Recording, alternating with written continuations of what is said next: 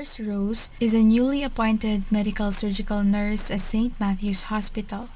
Today, she had been working for 10 hours straight in outpatient department doing all-around roles, administering medication and treatment to wounded and injured patients, monitor patients' health, record signs and data, obtaining samples for laboratory tests, and provide physical examination. It was a hectic day for her since it is a holiday season and hospitals are receiving lots of calls from vehicular, electrical, and fire accidents. She is assisting bruises, burns, dislocations, electrical injuries, fractures, and sprains.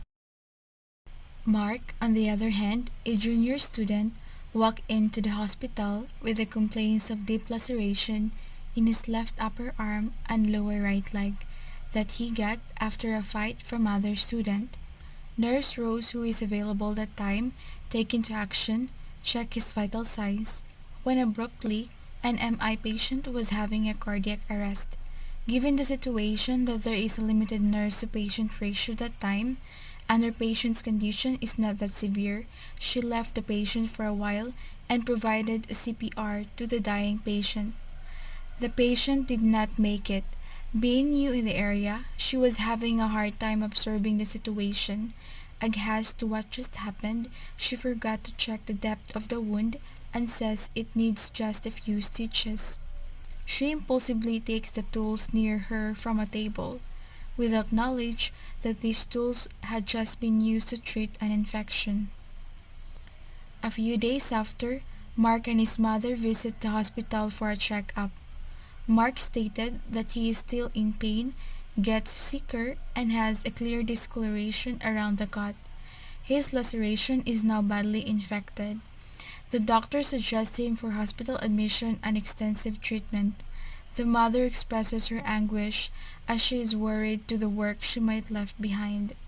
Nurse Rose, on the other hand, denies all responsibility for the infection.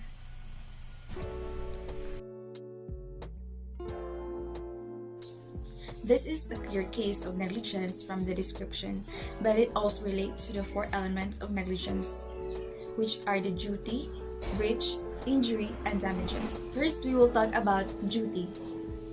With a nurse-to-patient relationship being established, the nurse now has a responsibility to give a reasonable care to the patient's treatment, which includes following basic standard guidelines by the hospital's protocol. In this case, the nurse's duty was to perform a thorough examination of the young man's laceration and treat it the way other nurses would under the same condition. The second one is breach. If standard of care and medical guidelines are not followed, then the duty has been breached by the nurse itself, and that is infection control for sepsis.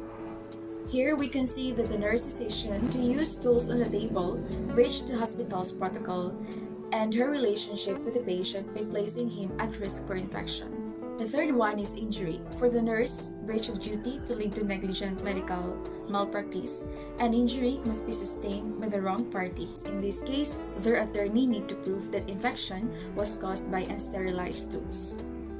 The last element is damages. As the doctor ordered an extensive treatment, the patient needs to be admitted.